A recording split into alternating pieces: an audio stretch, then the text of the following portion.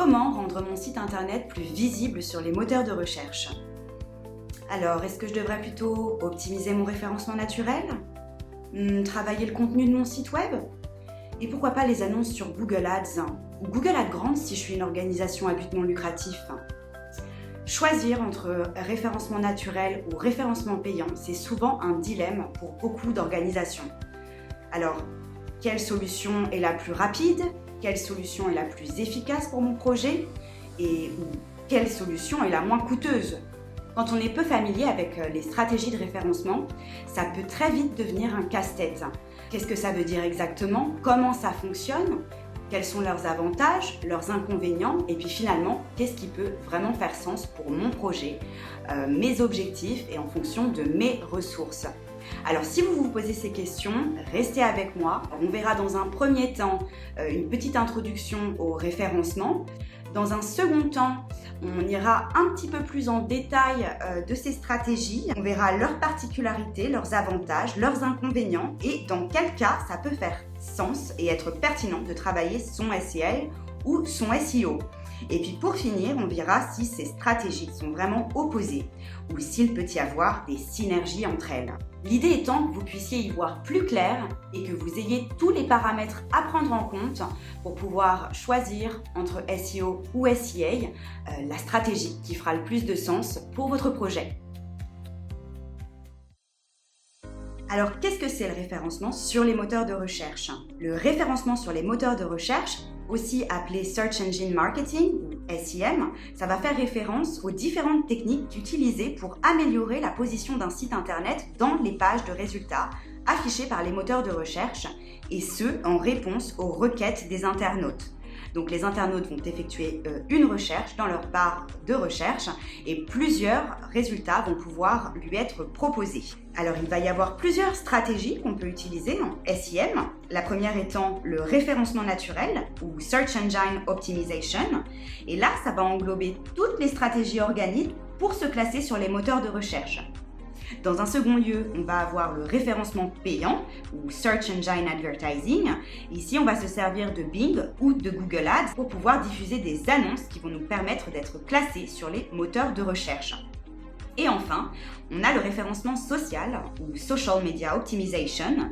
Et là, ça va être toutes les stratégies organiques et payantes pour améliorer la visibilité d'un site sur les réseaux sociaux cette fois-ci.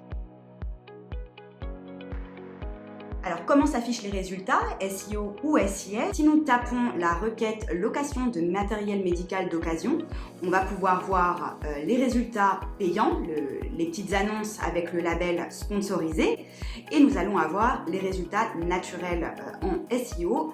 Donc finalement, le référencement, c'est être là au bon endroit, au bon moment, au sein des moteurs de recherche, pour pouvoir être trouvé par des personnes qui effectuent une recherche en lien avec notre organisation, notre activité, nos produits ou nos services. Alors maintenant, quelle stratégie choisir pour développer la visibilité de son site? On va commencer par le référencement naturel. Pour rappel, c'est l'ensemble de techniques qui vont permettre de rendre un site plus visible dans les moteurs de recherche pour générer du trafic organique. Et pour classer un site, Google, par exemple, va utiliser près de 200 facteurs différents qui vont pouvoir être classés dans 3 catégories. SEO technique, l'optimisation de la vitesse de votre site, de l'arborescence, des structures des URL. On va également avoir le SEO on-page, c'est ce qui est visible pour les utilisateurs, et les éléments visibles uniquement pour les moteurs de recherche. Donc ça peut être les mots-clés, le contenu du site, votre stratégie de netlinking, c'est le maillage interne. Et finalement, ça va consister à optimiser votre contenu pour les mots-clés que recherchent les utilisateurs sur Google. Enfin, on va avoir le SEO off-page.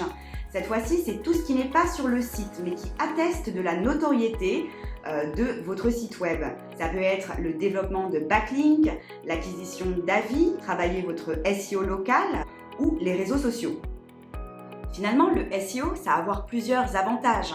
Ça va vous permettre de toucher une audience large, régulière et indépendante des investissements, de drainer des sessions de qualité et engagées, de gagner en autorité et de développer ou renforcer votre image de marque. Et en termes de retour sur investissement, on peut considérer que sur le long terme, c'est un assez bon retour sur investissement. Ça va nécessiter plus de travail et de ressources en amont, et puis par la suite plutôt des optimisations et un travail finalement de maintien. En termes d'inconvénients, il faut garder à l'esprit que le SEO nécessite un besoin important en ressources humaines, que ce soit en temps ou en expertise. C'est également plus long pour obtenir des résultats et parfois plus complexe pour calculer le ROI. Ça peut parfois être très compétitif et donc c'est difficile de garantir une première position sur un mot-clé. Et enfin, notre trafic dépend de l'algorithme et des mises à jour des moteurs de recherche. Maintenant, dans quel cas ça peut être pertinent de faire du SEO? Si vos objectifs à long terme sont de drainer un trafic soutenu, construire ou développer un site d'autorité ou démontrer votre expertise, le SEO, ça peut être un canal très puissant. Aussi, si vous n'avez pas d'impératif de résultats immédiats, que vous avez également une capacité en termes de ressources humaines, que ce soit pour créer le site, développer du contenu, développer les backlinks, ça peut être également approprié. Si vous avez besoin de maîtriser ou de réduire votre budget d'acquisition sur le long terme, là aussi le SEO, ça va pouvoir vous permettre de drainer un trafic stable sur le long terme. Et si vous créez ou vous souhaitez développer ou vous souhaitez entreprendre une refonte de site, travailler son SEO, ça sera le bon moment. On passe maintenant au référencement payant. Faire du référencement payant va nécessiter d'utiliser des plateformes comme Google Ads ou Bing Ads qui vont nous permettre de créer des campagnes publicitaires. Alors comment ça fonctionne? Eh bien, ces plateformes vont nous permettre d'acheter des mots-clés en lien avec notre organisation et recherchés par notre audience pour pouvoir diffuser une annonce qui redirigera vers notre site en lien avec ce mot-clé. Donc, lorsque l'internaute effectue une recherche, notre annonce pourra s'afficher sur la page de résultats. Donc, si on jette un coup d'œil à l'exemple à droite, si l'internaute tape volontariat Bruxelles et que dans nos mots-clés, nous avons ciblé le mot-clé volontariat Bruxelles ou bénévolat Bruxelles, notre annonce pourra donc s'afficher comme c'est le cas ici pour, par exemple, devenir-bénévole.be. Donc finalement, l'algorithme il est capable de faire le lien entre le terme tapé, le mot-clé ciblé et la page de destination associée. Et vous n'êtes pas facturé pour l'apparition de l'annonce, mais seulement pour les clics sur cette dernière. Avec ces plateformes, on va avoir accès à différents types d'annonces. Donc par exemple, ici sous forme de texte sur le réseau de recherche de Google, mais aussi sur Google Maps, dans les résultats shopping, sur le réseau display sous forme de bannière publicitaire, d'annonces Gmail ou alors sur Google Play si on a une application. Et puis finalement sur YouTube où on pourra retrouver des annonces avant ou pendant les vidéos et également sur le feed. Alors, quels sont les avantages de faire du SEA maintenant? Eh bien, comme on a pu le voir, on va pouvoir avoir accès à une grande variété de campagnes pour être présent à différentes étapes du parcours utilisateur. On va également avoir un contrôle important sur le ciblage. On va pouvoir être visible rapidement et finalement pouvoir augmenter immédiatement notre trafic et nos conversions. Donc ça peut être très adapté si on lance une activité, un nouveau produit, un service qu'on souhaite faire connaître rapidement ou si notre activité est saisonnière pour donner un coup de boost avant la haute saison. Ça va également nous permettre d'avoir des résultats rapides et mesurables puisqu'on a accès à tout un tas d'indicateurs sur la plateforme. On va également pouvoir effectuer plusieurs tests, que ce soit en termes de messages ou de pages d'atterrissage pour voir ce qui résonne le plus avec notre audience. Et finalement, ça nécessite tout de même moins de RH qu'en SEO. Alors en termes d'inconvénients, eh bien, ça nécessite d'y allouer un budget média et un investissement constant. À partir du moment où vous mettez en pause vos annonces ou si votre budget est écoulé, eh bien, dans ces cas-là, vous arrêtez de diffuser et vous n'êtes donc plus visible. Votre trafic va donc dépendre des investissements. En termes de performance, il faut également noter que la performance de vos campagnes n'est pas toujours stable. Elles sont influencées par de nombreux facteurs. Ça peut être la qualité de votre site ou si vous effectuez des modifications, les volumes de recherche de vos mots-clés, donc à quel point sont-ils tapés. Ça nécessite également d'avoir un site ou une landing page optimisée, ainsi que la main sur son site pour pouvoir faire les ajustements techniques ou mettre en place des balises de tracking pour pouvoir remonter vos conversions par exemple. Et puis bien évidemment, ça nécessite tout de même d'y allouer du temps et il faut avoir des compétences puisque ça nécessite de faire des optimisations régulières. Alors si on est une organisation à but non lucratif, on va également avoir le programme Google Ads Grants. Ça s'intègre dans une stratégie de référencement SEA, mais cette fois-ci, ce sera spécialement pour les associations et les fondations éligibles. Alors qu'est-ce que c'est que le programme Google Ads Grants ? Eh bien, ça va permettre aux associations et aux fondations éligibles de pouvoir bénéficier de 10 000 $ de bourses mensuelles publicitaires. Ça équivaut à 329 $ par jour pour diffuser des annonces textuelles sur le réseau de recherche de Google. Alors maintenant, un compte Google Ads Grants, c'est un petit peu différent d'un compte Google Ads, bien qu'on utilise la même plateforme. Il va y avoir des différences et des particularités inhérentes au programme Google Ads Grants. La première particularité étant les critères d'éligibilité. Pour prétendre à un compte Google Ads Grants, il faut avoir le statut d'association ou de fondation. Il faut également avoir un site web propriétaire, sécurisé et de qualité. Il y a également donc d'autres règles à respecter et limitations. Donc la première étant que Google va prioriser les annonceurs payants qui investissent donc du vrai argent sur Google Ads pour placer leurs annonces.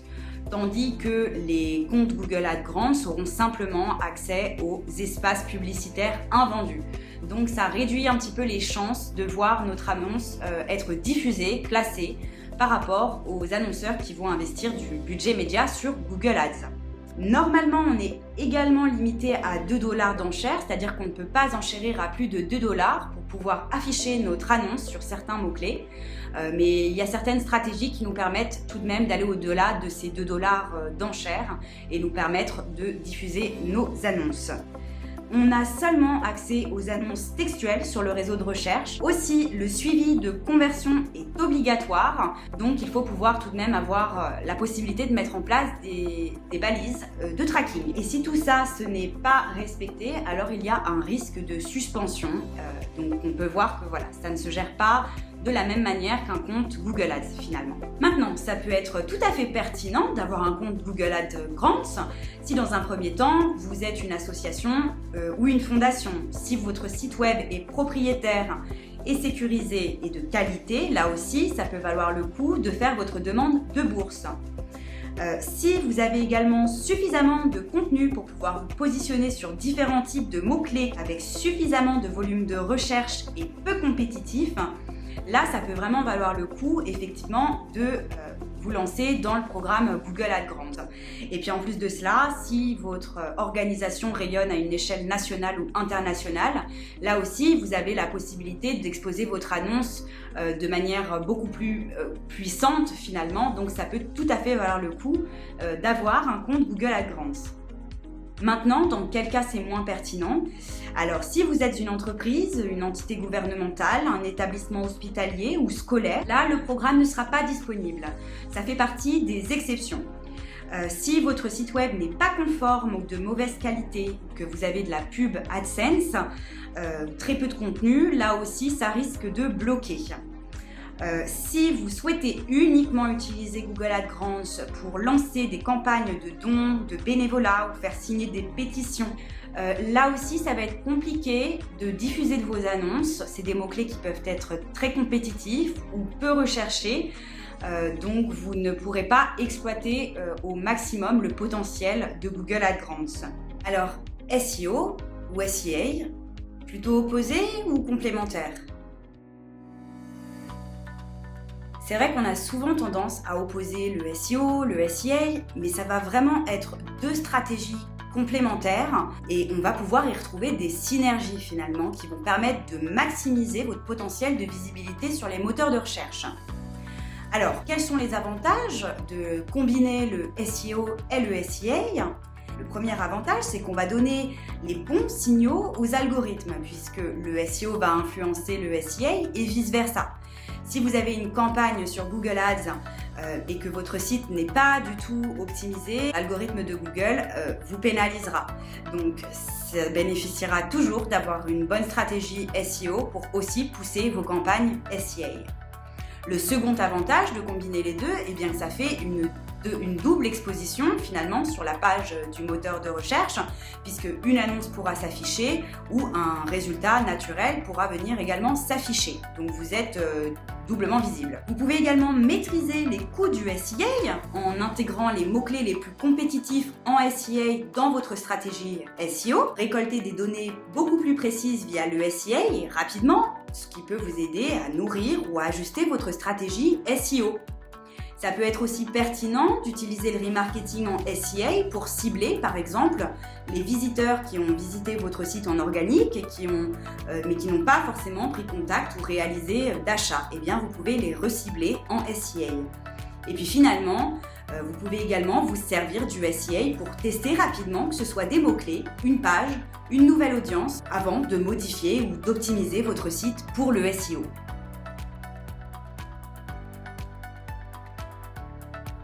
On a pu voir en détail le fonctionnement des différentes stratégies et quels sont les facteurs à prendre en compte pour décider laquelle activer en fonction de vos objectifs et de vos ressources.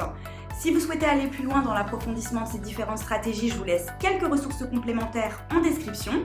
Et si cette vidéo vous a été utile et que vous souhaitez aider notre chaîne à être mieux référencée sur YouTube, je vous laisse mettre un petit pouce bleu et à vous abonner pour ne rien manquer des actus du référencement. Et je vous dis à très vite!